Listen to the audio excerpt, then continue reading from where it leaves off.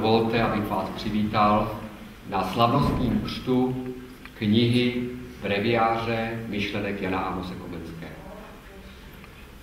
Cesta k této knížečce nebyla úplně jednoduchá, ale dnešním dnem prakticky došlo k jejímu znovuzrození. Jedná se vlastně o knihu, která v sobě nese 8 scénářů, které v průběhu asi 10 let zazněly v Liře Pragensis a na řadě míst.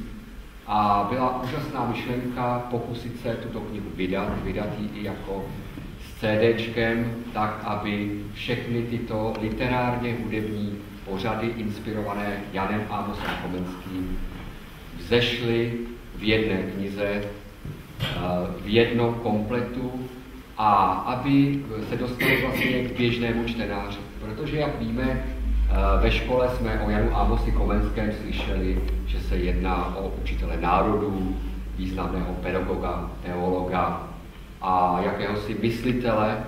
A najednou vlastně přichází knížečka, která ukazuje Jana Amose Komenského především jako člověka pravého plnokrevníka, který přináší vlastně myšlenky o tom, jak máme v životě věci řešit, jak je máme konat, jak máme myslet, co vlastně všechno udělat.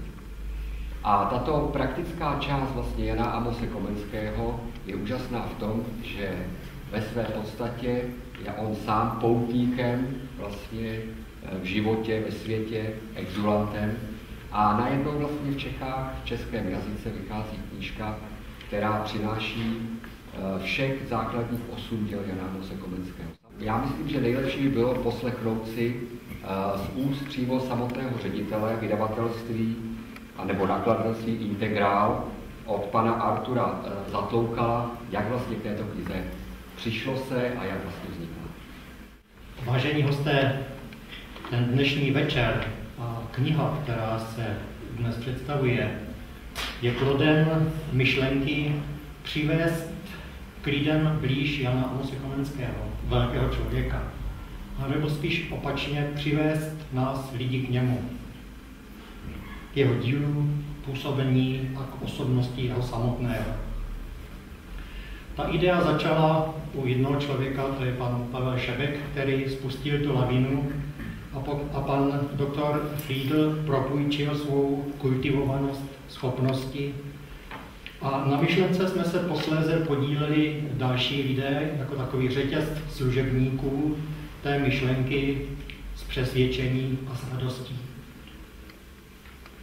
Komenský je osobnost, která v nás vzbuzuje úctu. Je to bez pochyby velký muž. On sám sebe označoval jako muž touhy, takovými krásnými slovy. Vzdávám díky svému Bohu, že chtěl, abych po celý svůj život byl mužem touhy. I když jsem se zapletl do mnohých labirintů, ale dal mi možnost je také překonat. Jaká pokora, zbožnost a pracovitost vané z těchto slov. Vypořádat se pro nás, obyčejné lidi s velkým duchem, ať je to Komenský nebo třeba Masaryk, není jen tak. Neumíme nalít ten velký džbán do svých malých skleniček a tak si pomáháme všelijakým rozléváním, přeléváním, občas něco rozlejeme i mimo. I zavezeme tu velkou osobnost do vědeckých laboratoří, podrobíme ji analýze různými chemickými činidly a pod různými úhly nasvětlení, pod úhlem pedagogickým, historickým a jinými logickými úhly. A minulí, současní i budoucí vědci se těmito díly zabývají. To všechno je užitečné, aby nepřišlo nic nazmar z toho nashromážděného pokladu. Ale skrývá v sobě také takové malé nebezpečí, že Komenský zůstává být znát v takovém malém okruhu znalců, studuje se jako vědecké dílo s vědeckými brýlemi na nose.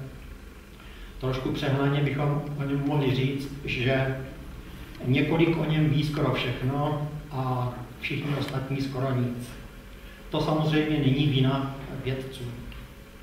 My obvykle čtení vědeckého díla spojujeme s poněkud předsunutou spodní čelistí, cílevědomým pohledem jako určitý druh povinností s důležitě zachmuřeným čelem a soustem pro velké duchy. Ale nám dnes s touto knihou půjde o někoho jiného. Nám půjde o obyčejného člověka, o nás obyčejné lidi. Lidi, kteří mají starosti v zaměstnání, s výchovou dětí v dnešním zhoustlém vzduchu, s mezilidskými vztahy, lidi, kteří telefonujeme, jezdíme do servisu, k felčarovi, nakupujeme a kromě těch starostí chceme mít nějaké radosti, tak jezdíme na chalupu, čteme noviny, to teď nevím, jestli číst noviny je dnes radostí nebo starostí, ale určitě se díváme na televizi, prostě většina národa tak, jak žije své životy. Právě tahle kniha má jinou šanci. Ta si vytkla za cíl proniknout k obyčejným lidem, do povědomí obyčejných lidí, dotknout se jich, učinit lepší jejich vnímání života i je samotné. Ta kniha je výběrem, takovými hrozinkami vyloupanými z Vánočky, s moudrostí a láskou sestavenými panem doktorem Friedlem. Nečiní si nároky na ucelenost a soustavnost, je jistě v tomto směru částečným dílem, ale za to dokáže Komenského přiblížit, a to je hodně. Dovolte, abych přivítal dalšího řečníka, pana Jiřího Gottweisera, který přijde mezi nás a vlastně on stál jako redaktor této knížky a řekne nám, co ho k tomu vedlo.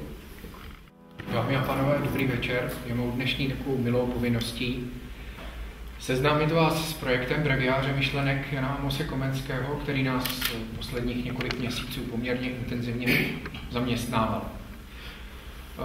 Projekt to byl takový náročnější, ale o to více zajímavý, tak jak budete mít možnost se brzy sami přesvědčit. Námět tohoto projektu zešel celkem od 3 osob. Od Gabriely Filipy, Adolfa Inemana a Pavla Šepka.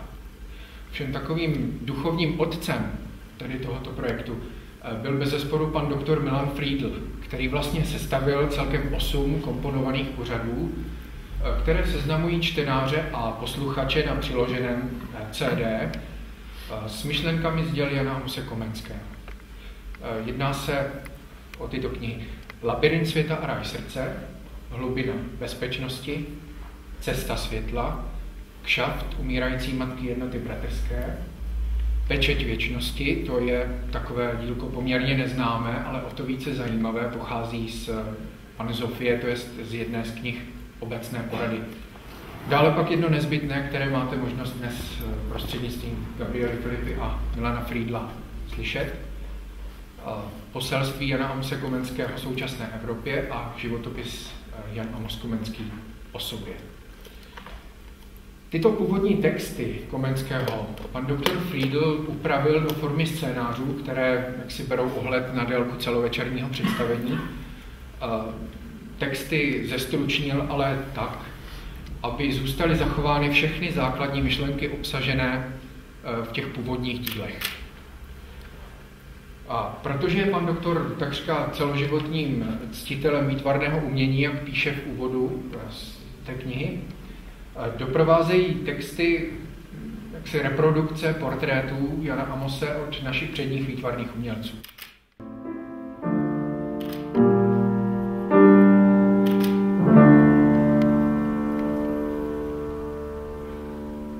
Je známo, že si ve všech dobách zbožní a moudří stěžovali, že vše je mezi námi zmateno, že práce je samá nesnáz a nenese ovoce a že rozkoše vystřídaly bolesti a trvalé trápení ducha.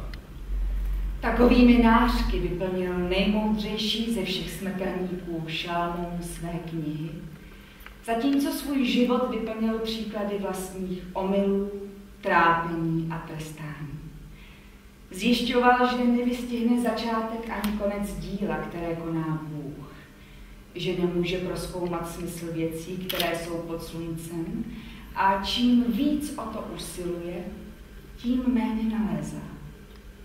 Ve všech věcech pod sluncem nenašel nic než marnost, takže se mu, znechucenému životem, zošklivilo vše, co měl a co dělal.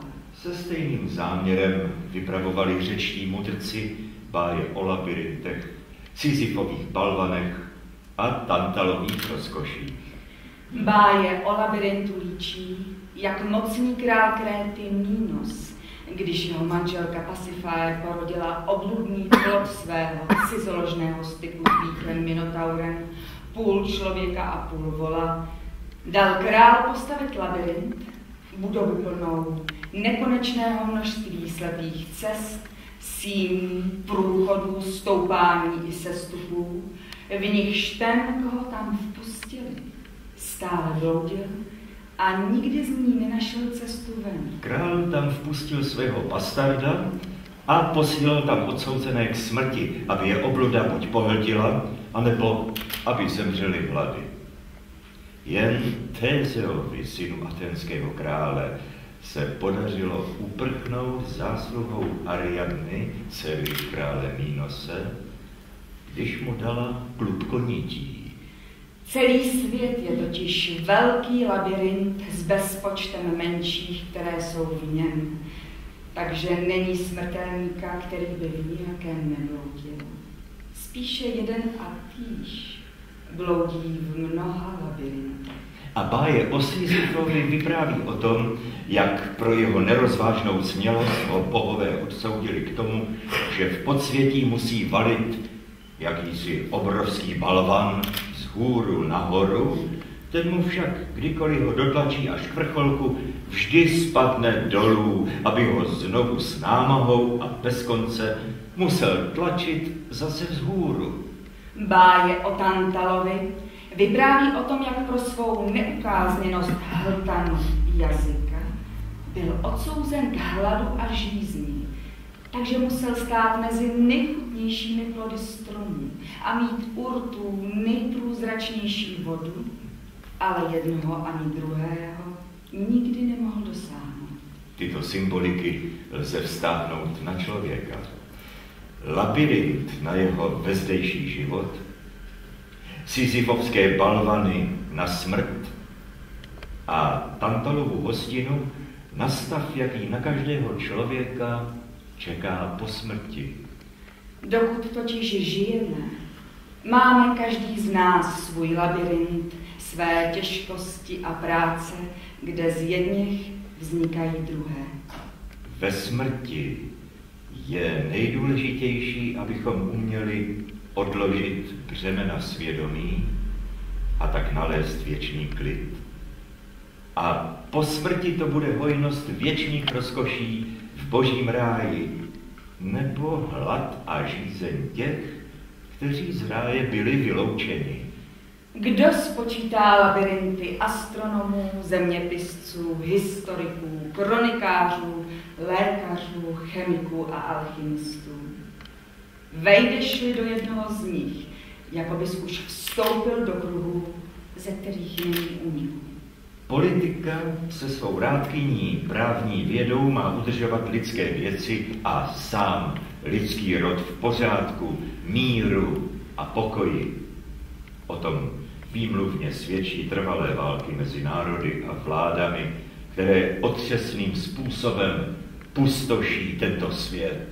Náboženství mělo přinášet útěchu ve všech světských zmatcích a ukazovat cestu z prudkých bouří k bezpečnému přístavu. Samo se však stalo labirintem zmatenějším než cokoliv jiného v celém světě. V samotné temnotě hledají světlo, v tupém svědomí bezpečí, ve smrti život. Běda. Velice zmatené je dnešní křesťanství rozdělené do tolika sekt. Politování hodné je to, že náboženské neshody vedou k nenávisti, sporům, krvavým pronásledováním, ba i k válkám. Je snad tedy něco pod sluncem, co by bylo prosté labirintu sisyfovských balvanů a tantalovských zklamání. Až dosud nic.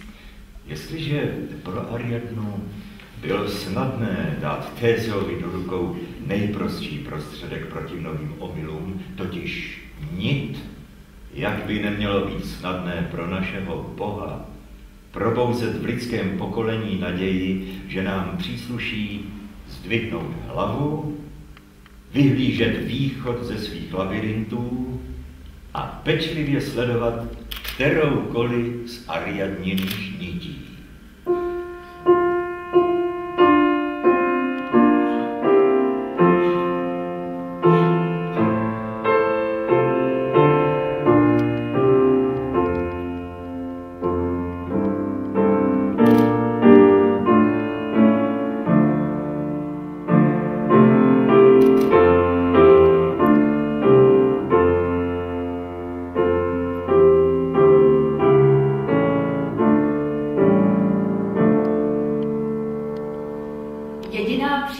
Všech zmatků ve světě je v tom, že lidé nerozeznávají nezbytné od nezbytného, že nezbytné věci opomíjejí a zbytečnými, že se nekonečně zaměstnávají, zaplétají a matou, že nechtějí rozlišovat cenné od bezcenného a ženou se jako stádo, ne kam je třeba jít, ale kam se jde. Z toho plyne, že svět je plný lidí, co hledají pravdu a přesto bloudí. Kteří horlivě pracují a přesto mrhají silami. Kteří sotva dechu popadají, když se ženou za vytouženými věcmi a přece jich nedosáhnou. A když snad ano, pak nevědí, jak by z nich mohli mít užitek, a tak jsou znovu nespokojení. Poněvadž na počátku byl jeden Bůh, jeden jedním Bohem stvořený svět a jeden jednomu světu daný hospodář, člověk, pro něhož byl vydán jeden zákon. Být poddán jednomu stvořiteli, avšak být správcem všech stvořených tvorů. Pak pro něho je jedno nezbytné, tento zákon zachovávat. Kdyby byli první rodiče spolu se svým potomstvem bývali dbali na toto nezbytné, byli bychom měli věčný ráj až dodnes. Ale co dělali? Když byli postaveni před dobro a zlo, život a smrt, měli se přimknout k dobru a životu. Na radu satana a z vlastní zvědavosti zvolili to druhé a obrátili se k zakázanému stromu vědění dobrého a zlého. Tento první a nejhorší blud se jim stal kořenem všech následujících bludů a zmatků. Co mohlo být nezbytnější pro ty, co se při potopě zachránili, než aby měli před očima obraz toho dřívějšího rozmařilého světa, aby se tak vyvarovali všech změkčilostí, zbytečností a lehkovážností života a aby vedli život přísný, vážný a svatý. Co však dělali? Jak neslušně se choval sám Noé, když propadl vínu a opil se. Ani tady není konec toho blouznění. Když se Noémovo potomstvo začalo rozmnožovat, dospěli k nezbytnému předsevzetí postavit na tom místě nejprve město a věž, jejíž vrchol by sahal až do nebe. Aby zkrotil Pán takovou opovážlivost, vložil do jejich mysli závrať a do jazyka zmatek, takže si vzájemně nerozuměli a museli se rozprchnout. A to byl začátek množství jazyků, jež se potom rozmohly jako nejspletitější labirinty všech obyvatel země, ve kterých všichni trapně bloudíme a nejsme z toho se dorozumět, než s těmi několika lidmi, co někde s námi bydlí. Právě řekl Augustin, že mezi námi není nikdo, kdo by se raději nestýkal se svým psem, než s člověkem neznámého jazyka. Vedeni písmem svatým přistupme k jiným věcem. K menším a rozmanitým labirintům národů a rodin. S praotcem Abrahamem uzavřel Bůh zvláštní smlouvu a před bludy, pohromami a nebezpečími života ho vyzbrojil slovy: neboj se, Abrahame, já budu tvůj ochránce a tvoje odměna bude veliká. A také já jsem Bůh všemohoucí. Choď přede mnou a buď dokonalý. Hle, to bylo Abrahamovi jedno nezbytné. Věřit v jednoho Boha, který může vše, plnit vůli toho jediného a v takovém konání se ničeho nebát. Být si jist jeho ochranou.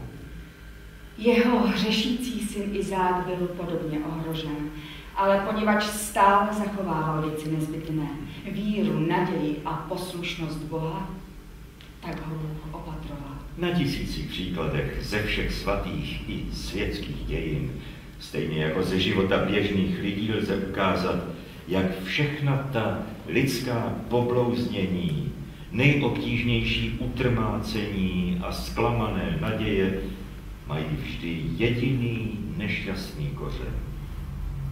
Že lidé zapomínají na věci nezbytné a přemýšlejí, mluví a dělají zbytečnosti. Šťasten, kdo aspoň ve stáří dosáhne správných názorů, říká Platon. Jsme tedy šťastní, když dáváme valem marnostem zbytečností a vynakládáme síly jen na nezbytné věci života. Šťastný by byl ten i sám stárnoucí svět, kdyby po tolika šaškárnách všech minulých století otevřel oči a začal se ohlížet po lepších oporách života, které boží dobrota dosud štědře nabízí. A musím přizvat k motry Milana Friedla a Pavla Šepka. Úvodem mi dovolte poděkovat všem lidem, kteří se zúčastnili realizace vydání této knihy. Je to mou milou povinností a chtěl bych se vám svěřit, že je mi až s podivem, zaprvé kolik lidí se tohoto projektu zúčastnilo a že se ho zúčastnilo naprosto profesionálně a nezištně. Jmenovitě bych rád poděkoval zejména umělcům, jejichž hlasy uslyšíte na přiloženém CVčku. V první řadě děkuji Gabriele Filipi.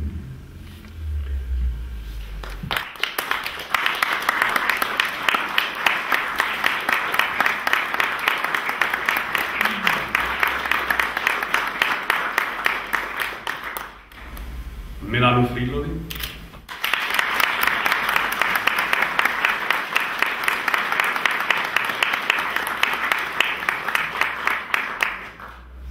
Děkuji Alfredu Strejčkovi, který není přítomen.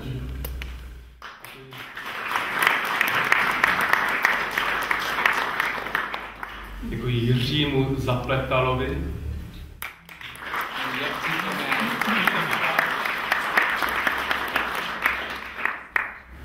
Jiří Zapletal je přítomen? Není. Ale byl přítomen na začátku. Děkuji. Vystupuje dneska. Děkuji Rudolfu Pelarovi.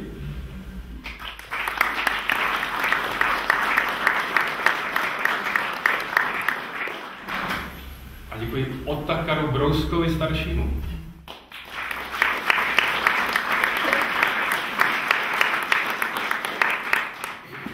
Děkuji mistru hudby panu Petru Tvrtkovi.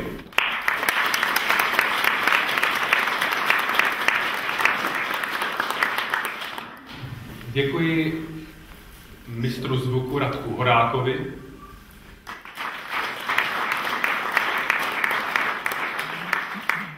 A samozřejmě děkuji Adolfu Hinemanovi.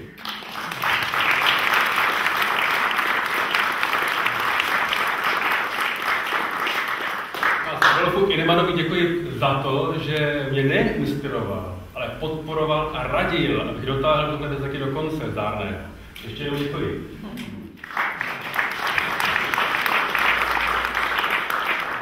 Děkujeme Pavlu Šepkovi. Já děkuji.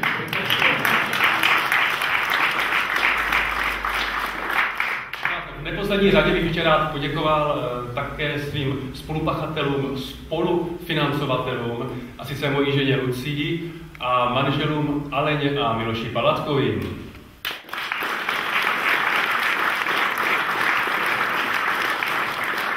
Samozřejmě toho projektu se zúčastnilo daleko více lidí a ani nejsem z toho všechny jmenovat. Takže závěrem všem prosím děkuji za vynikající práci a doufám, že budeme v budoucnu pokračovat. Přátelé, dnes večer už bylo řečeno tolik moudrých slov, že těžko co dodávat lepšího.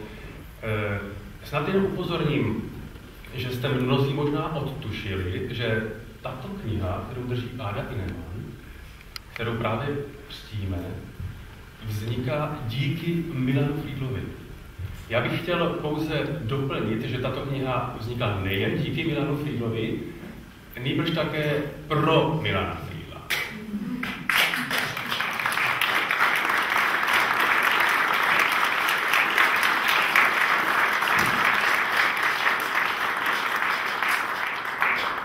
Víte proč?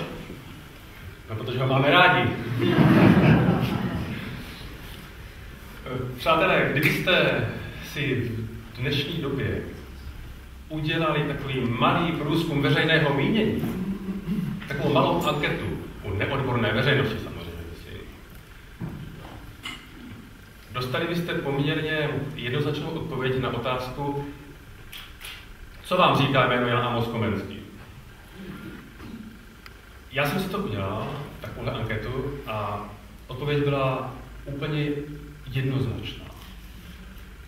No, Komenský byl učitel národu.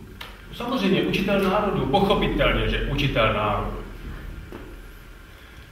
Ve většině případů je to také vše, co lidé takto odpovídajíce mohou o Komenském říci. Já pouze připomínám, že žijeme ve 21. století, téměř 350 let po smrti Komenského a v národě, ze kterého Komenský pro svět vzešel. A proto bych chtěl popřát této knížce při příležitosti jejího křtu, aby všem těm lidem, kteří nejsou schopni říct nic jiného o Komenském, než že byl učitelem národu, pomohla pochopit, že Komenský nejen, že byl, ale že stále je učitelem národu. A pokud se podíváme kritickým zrakem kolem sebe, musíte uznat, že Komenský ještě dlouho bude učitelem národu.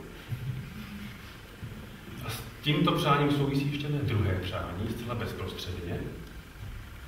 A sice, aby nás všechny tato kniha uschopnila přijmout skutečnost, že jestliže, to už teď víme, Komenský stále je učitelem národu,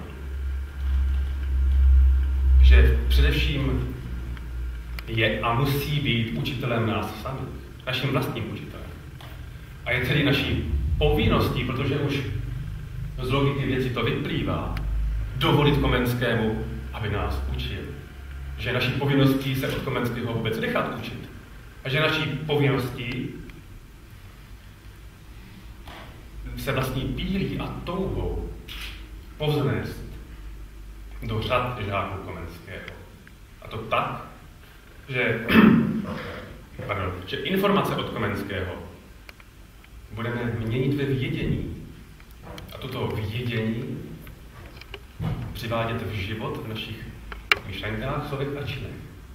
Protože jedině potom, pokud budeme takovými správnými, opravdovými Komenského žáky, potom nám Komenský může pomoci na naší životní, tedy duchovní cestě směrem vzhůru ke světlu.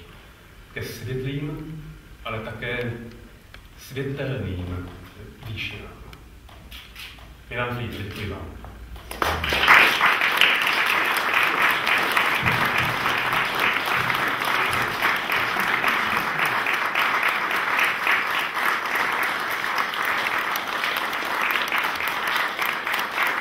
Dílo Jana Amose Komenského nesporně patří mezi největší světovou literárně filozofickou tvorbu.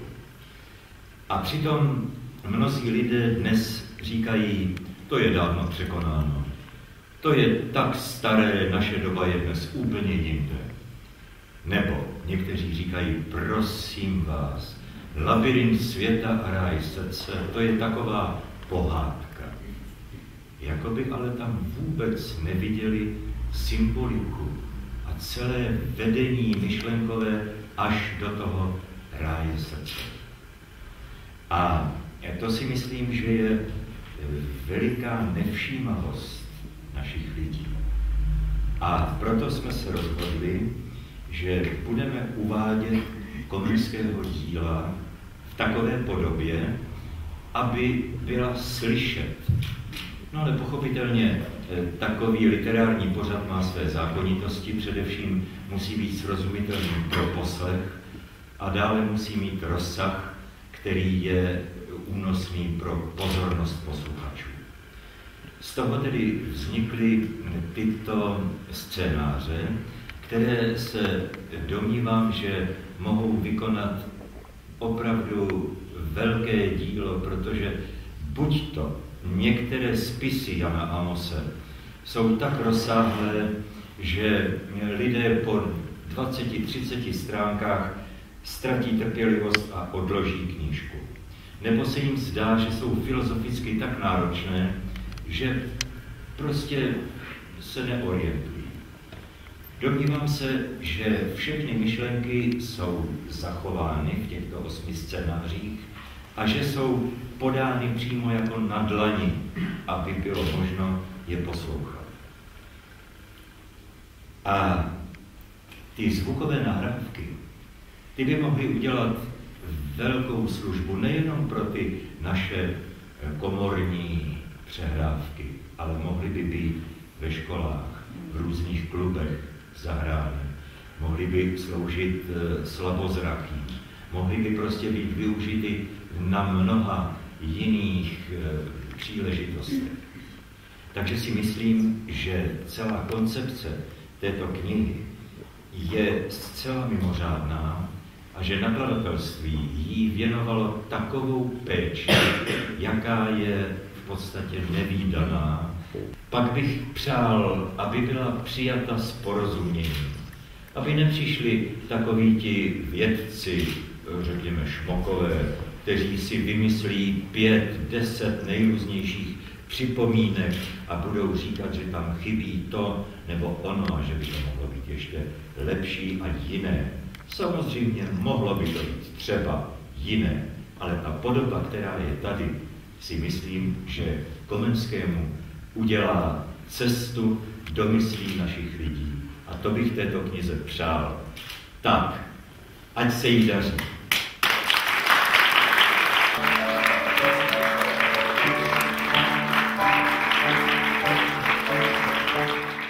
Jestli bychom nemohli na závěr v tomto adventním čase Janu Amosi Komenskému vlastně vyjádřit jakousi modlitbu, tu univerzální modlitbu Páni. Abychom se společně pomodlili Otče náš.